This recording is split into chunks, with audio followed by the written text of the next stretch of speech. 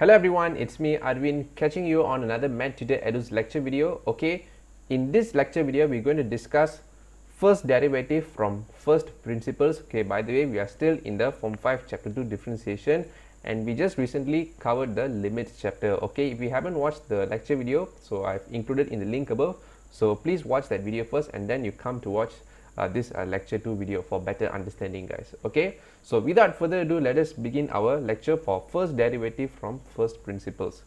Okay, so to start off, what I'm going to do is I'm going to draw a graph, okay, and I'm going to show you the explanation behind the limits, okay, and from that limits how we're going to come up with this first derivative based on the first principle. Okay, so what I'm going to do now is I'm going to draw a graph like image. Okay, so from here, so take this as a y-axis, okay, and this is your x-axis. Okay, let me just mark this origin 0. Okay, and I just draw a curved line. Okay, so let me mark this point P, okay, with the coordinate x, y, and then over here point Q, okay, with the coordinate x plus delta x, okay, and then y plus with delta y. Okay, for those of you who are wondering what does delta x and the delta y mean, okay, delta x means small changes in x value, okay, whereas delta y means small changes in y value. Okay, that is the representation of this symbol, guys. So x plus delta x, y plus delta y, that means that they are increasing in a very small changes for x and y value respectively. Okay, so from here, so I'm going to connect these two points with a straight line where it's going to form a chord. Okay, so from here, so let me draw a chord. Okay, and then let me use a different color pen to differentiate it. Okay, let me use a purple. Okay,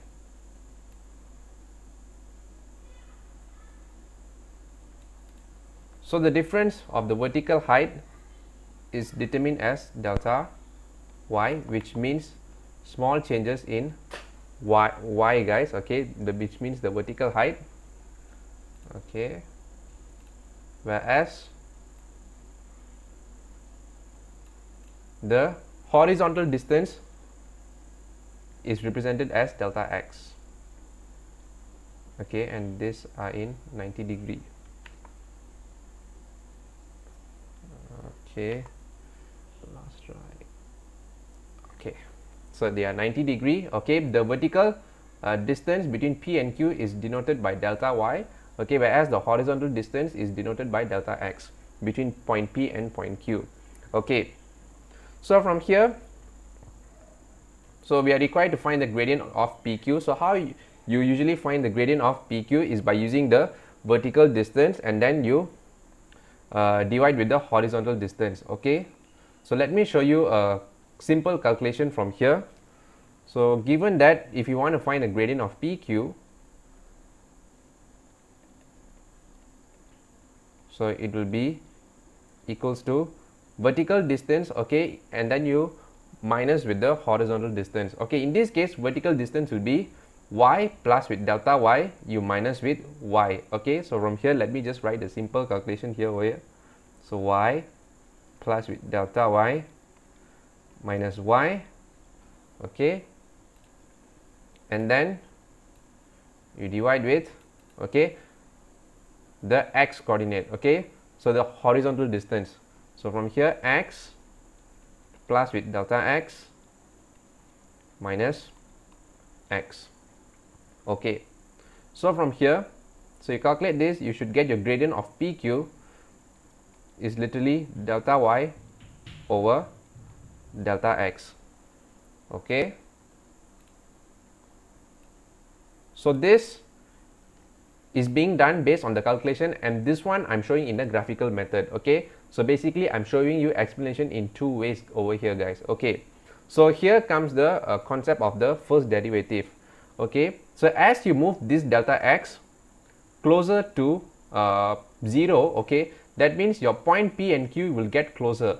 Okay, what I'm trying to say that, okay, is this. Okay, let's say, so as your delta x is getting smaller and smaller and smaller, so your distance of point P and Q will get smaller. Okay, so that means your point Q will be over here and your point Q will be over here as well. Okay, as your delta x is getting smaller and smaller, and eventually when your delta x approaches 0, it finally become a tangent line. Okay, so eventually when your delta x approaches 0, it becomes a tangent line for the point P. Okay, so that means, so this line is technically the tangent at P over here. So what this is mean? Okay, this means that, okay, let me back to the equation here.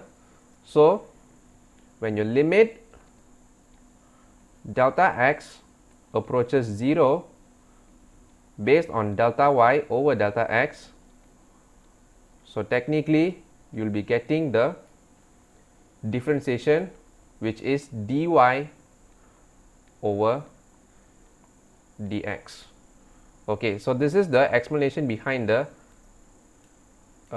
this first derivative, guys, based on the first principle here. Okay, so basically your dy dx is equals to limit of delta x approaches 0 based on delta y over delta x.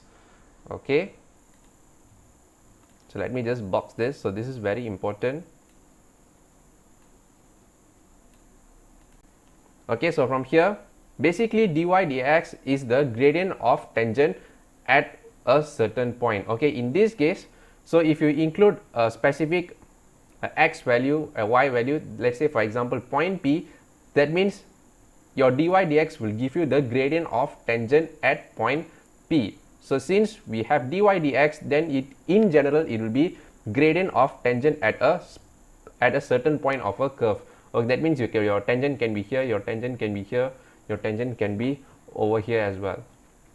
Okay, so from here, so this is the explanation behind the first derivative from the first principle. So I'm going to show you the example on how we're going to perform the differentiation using the first principles, guys. Okay, so let me just give you one simple example. Okay, let's say you have a y equals to x square minus 2x plus with 3. Okay, so the question asks you to perform the differentiation using the first principle method. So you need to perform using the first principle method. So how are you going to do that? Okay, so let me show you. So this y equals to x square minus 2x plus 3. So you let it as your first equation. Okay, so for the next step, what you need to do is you start with the left hand side of the equation. So from here, your y you plus with delta y. Okay, and then you equals to, so every x component you have in the equation you plus with delta x respectively. So from here, let us begin with x square. So from here, x plus with delta x square minus 2 times with x plus with delta x. Okay, and then you plus with 3. Okay, so from here you solve this. From here you should get y plus with delta y is equals to x square plus with 2x delta x plus with delta x square minus 2x minus 2 delta x minus 3. Okay, so this will be your second equation. So you label this as a second equation over here.